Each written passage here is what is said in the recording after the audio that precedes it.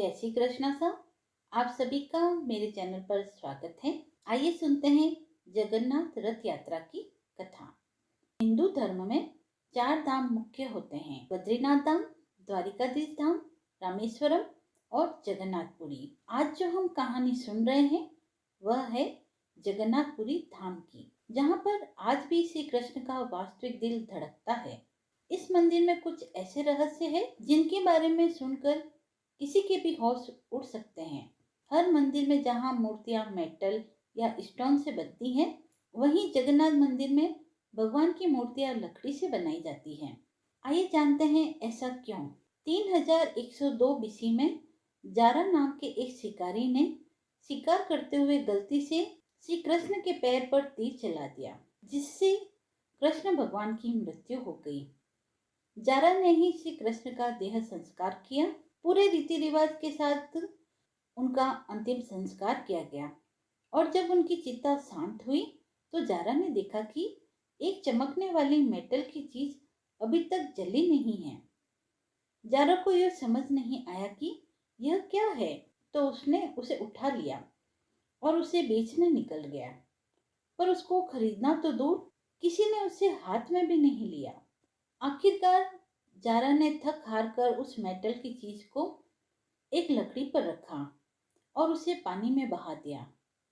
गुप्त साम्राज्य के समय अवंती के राजा इंद्रधूम, जो कि विष्णु भगवान के बहुत बड़े भक्त थे, उन्हें एक दिन सपने में आकर विष्णु जी ने कहा, एक नदी में डुबकी लगाने को कहा और यह कहा कि एक लकड़ी के तने पे तुम्हें मैं उस नदी में मिलूंगा। इस सपने को देखकर अगले दिन राजा डुबकी लगाने नदी में चले गए। डुबकी लगाते वक्त राजा को नदी में थोड़ी ही दूर पर एक लकड़ी का तना दिखाई दिया। बिना देर किए राजा तने तक पहुंचे और उस तने को महल में ले आए। फिर राजा ने कुछ बहुत नामी काश्तकारों को बुलाया, पर उनमें से कोई भी उस लकड़ी से मूर्ति नहीं बना पाया। कई दिन बीत गए। उसके बाद एक काश्तकार महल में आया और उसने राजा से कहा कि यह मूर्ति मैं बनाऊंगा, पर मेरी एक शर्त है।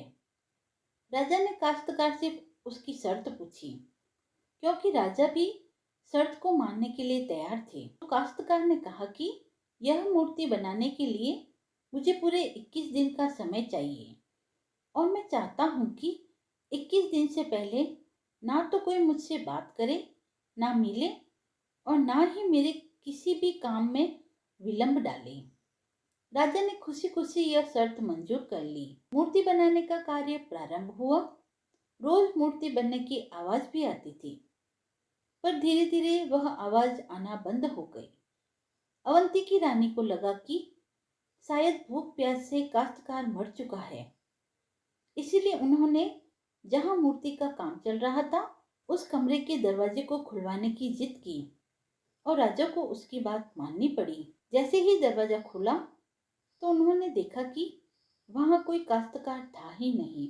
सिर्फ और सिर्फ 3 मूर्तियां थी: भगवान जगन्नाथ, उनके भाई बलभद्र और सुभद्रा जी की। उसी जगन्नाथ जी की मूर्ति में वह मेटल वाली चीज भी रखी गई थी, जो कि कुछ और नहीं, श्री कृष्ण का धड़कता हुआ दिल था। सिर्फ यही नहीं, हर 12 साल में एक बार भगवान की नई मूर्ति स्थापित की जाती है और भगवान के दिल को उस मूर्ति में शिफ्ट किया जाता है। हर 12 साल में एक दिन ऐसा होता ही है, जिस दिन मंदिर में किसी को आने की अनुमति नहीं मिलती।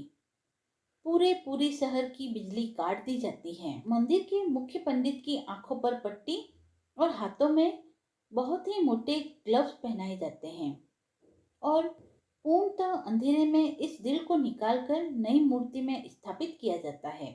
जिन पंडितों ने पूर्व में यह कार्य किया है, उनका कहना है कि उन्होंने देखा तो नहीं, पर इस चीज को, जिसे हम ब्रह्म पदार्थ कहते हैं, इसे हाथों में पकड़ने पर ऐसा लगता है जैसे जिंदा खरगोश पकड़ लिया हो। माना यह भी जाता है कि अगर किसी ने ब्रह्म पदार्थ को देख लिया तो उसकी मृत्यु उसी समय निश्चित है। इसीलिए बिना आंखों पर पट्टी लगाए किसी को भी यह कार्य करने की अनुमति नहीं है। इस मंदिर के ऊपर एक ध्वज है जो बिल्कुल विपरीत दिशा में चलता है। जैसे कि हमें पता है कि जिस डायरेक्शन में हवा चलती है, पतंग भी उसी डायरेक्शन में उड़ती है और झंडा भी उसी डायरेक्शन में उड़ता है। परंतु जगन्नाथ मंदिर के इस झंडे की बात बिल्कुल अलग है। यह हमेशा हवा के विपरीत दिशा में उड़ता है। क्यों और कैसे, आज तक कोई इसे नहीं समझ पाया। इस झंडे के साथ एक और खास बात है कि इसे रोज बदलना पड़ता है। इसीलिए मंदिर के पंडित 214 फीट ऊपर लगे इस झंडे को रोज चढ़कर बदलते हैं, क्योंकि कहा जाता है कि अगर किसी दिन यह झंडा नहीं बदला गया तो मंदिर 18 सालों के लिए बंद हो जाएगा। मंदिर में आए भक्तों के बीच में रोज प्रसाद बांटा जाता है। उनके लिए वह प्रसाद बनाया जाता है और जगन्नाथ मंदिर में होने वाली हर चीज में कहीं ना कहीं भगवान की कोई ना कोई लीला छुपी हुई है। मंदिर में रोज 500 लोगों के लिए प्रसाद बनता है और कभी कभी भक्तों की संख्या हजारों में चली जाती है। पर जगन्नाथ मंदिर में भक्तों के लिए प्रसाद कभी कम नहीं पड़ता।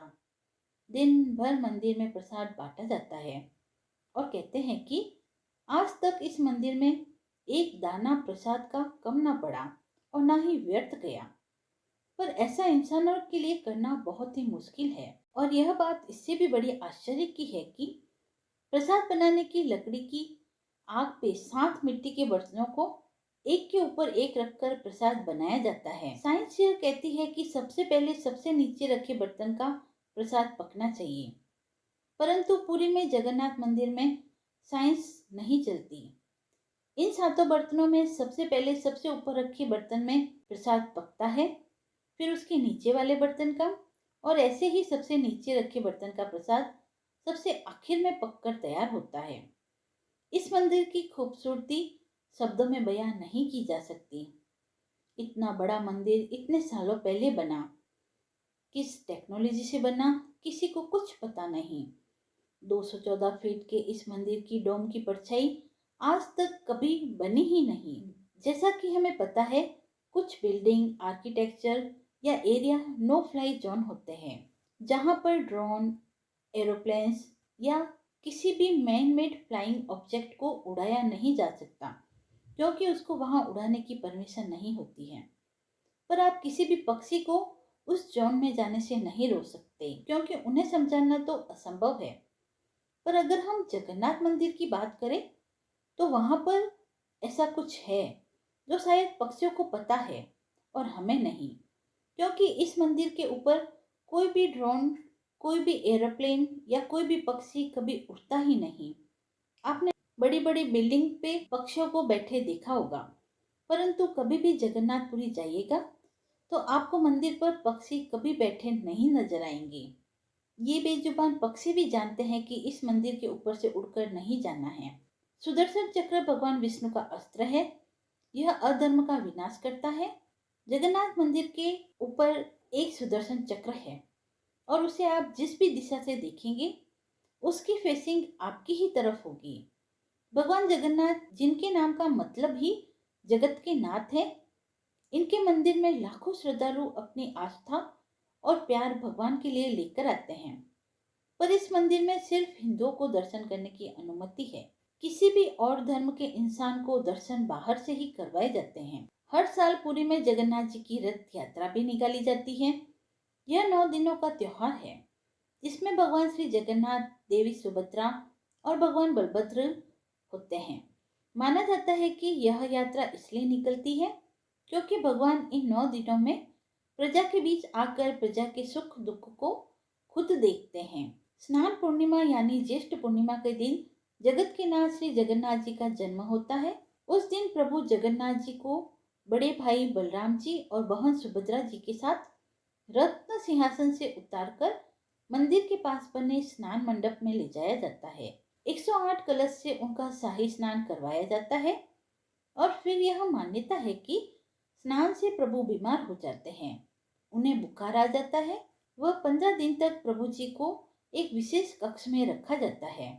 यह जो 15 दिन की अवधि है, इस अवधि में महाप्रभु को मंदिर के प्रमुख सेवकों और वैद्य के अलावा और कोई देख नहीं सकता, दर्शन भी नहीं कर सकता। यह जो अवधि होती है, इसके दौरान मंदिर में जो महाप्रभु के प्रतिनिधि है अल्लाहनाथ जी, उनकी प्रतिमा स्थापित की जाती है।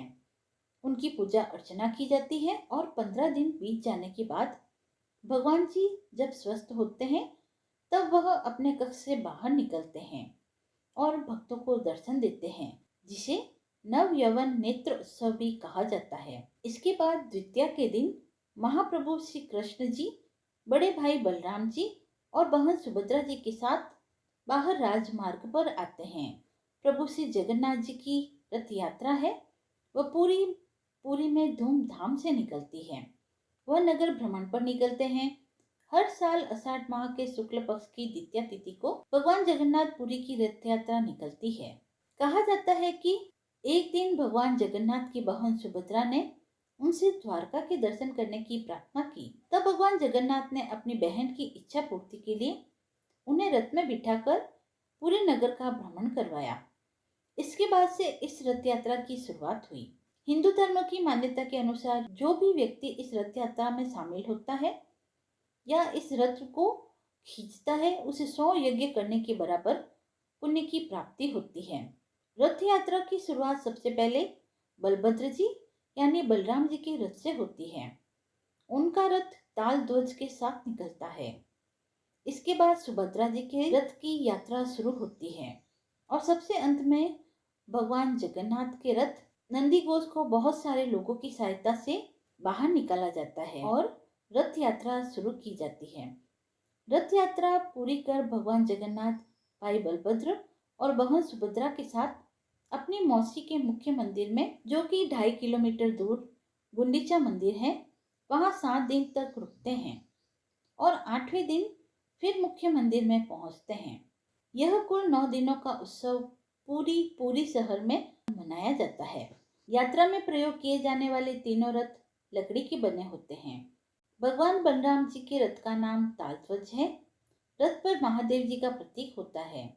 इसके रक्षक वासुदेव और सारथी मातली है। सुभद्रा जी के रथ में 12 पहिए लगे होते हैं और इनके रथ का नाम देव दलन है। रथ को देवी दुर्गा का प्रतीक माना जाता है और इस रथ की रक्षक माँ दुर्गा है। वहीं भगवान जगन्नाथ जी के रथ पर कुल 16 पहिए लगे हैं। भगवान जगन्नाथ के रथ के 3 नाम हैं, गरुड़ ध्वज, कपिध्वज और नंदी घोष। तो यह कथाएं जो श्री जगन्नाथपुरी धाम से जुड़ी हुई थी। आशा करती हूँ आपको यह सारी कथाएं अच्छी लगी होगी। प्रभु जगन्नाथ जी की कृपा हम सब पर बनी रहे। जय जगन्नाथ। यदि आपको यह वीडियो पसंद आया हो तो आप मेरे चैनल को लाइक, शेयर एंड सब्सक्राइब करें। धन्यवाद।